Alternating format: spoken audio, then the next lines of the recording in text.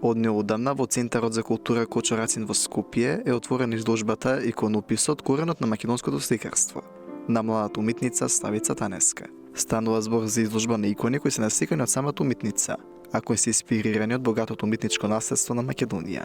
Со иконописот јас се занимавам доста долго време, уште од кога учев во средното уметничко училиште се почнав да се запознавам со иконописот.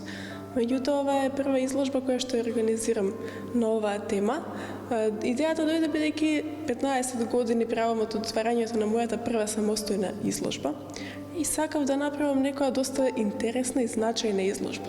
Иконописот сметам дека е многу значајна тема за разработка за нас уметниците и е, како што и во самиот наслов велам, корен на македонското сликарство.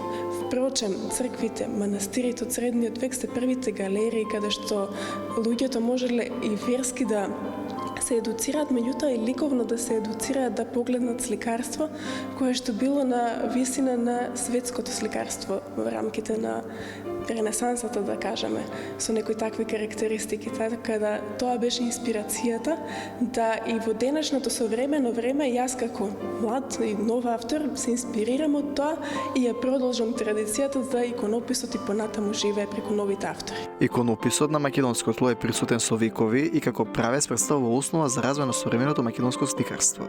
А техниките кои се користат при иконописот може да се забележат кај низа современи уметници во нивните портрети.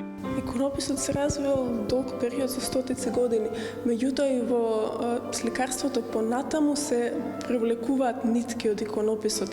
Зборуваме за Папрадишки, например, и Цографски, кои што преминале од сликање на икони на сликање на портрети на видни личности. Зборуваме за Мартиновски, кои што неговите доилки и кои што ги слика наликуваат на Богородица со Исус. Зборуваме за Кондовски, кој што во неговите дела користи позлати, кои што исто ги гледаме повторно во иконописот. Зборуваме за Борко Лазарски, кој што работи цидно сликарство, кој што повторно влече корен од цидното сликарство на фреските.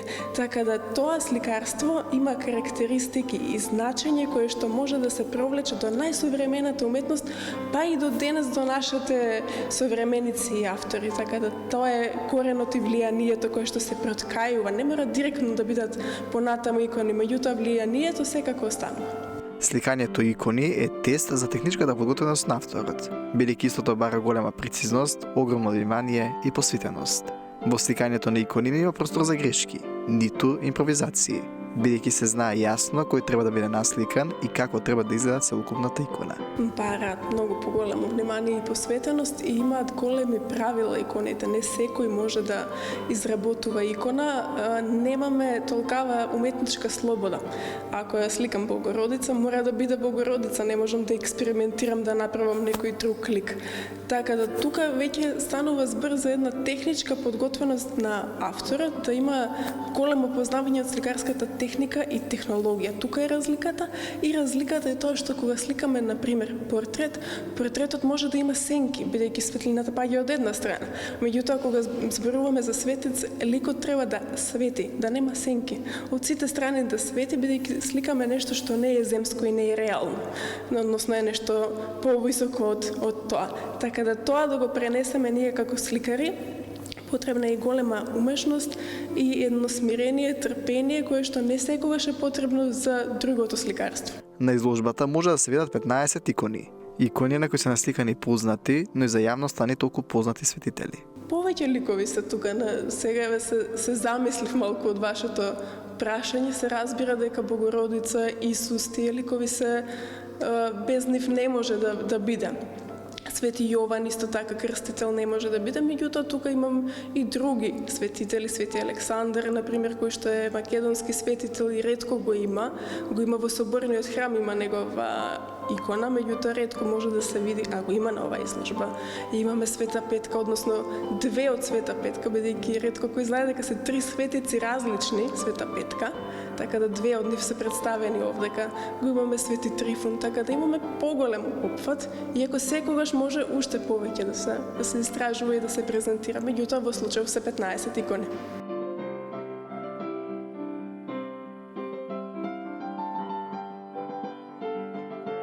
Оваа изложба изложба се имам презентирано со акрилни бои, имам сликано. Меѓутоа имам познавање и од други техники кои што ги користеле старите мајстори.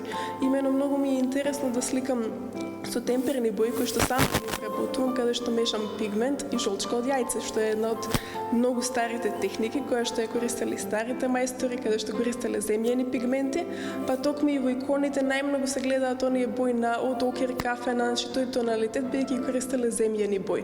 За разлика на пример од плавата боја која што има во позадините, која што била многу скапа, во минатото па била вредна исто толку колку среброто или златото.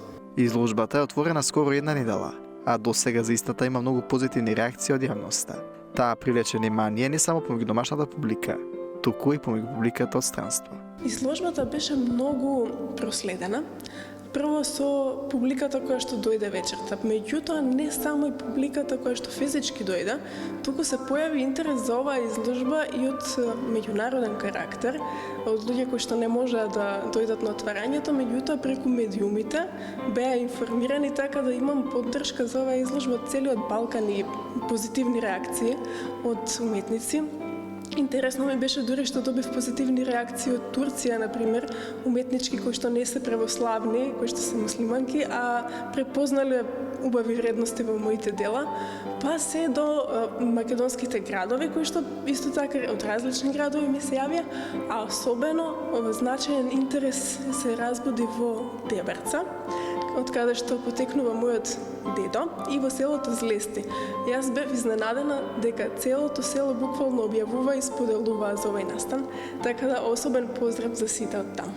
Изложбата во галеријата Кочо Рацин ќе биде отворена до крајот на оваа недела. А за сите информации околу времето во кој сакате да ја посетите, можете да контактирате авторката.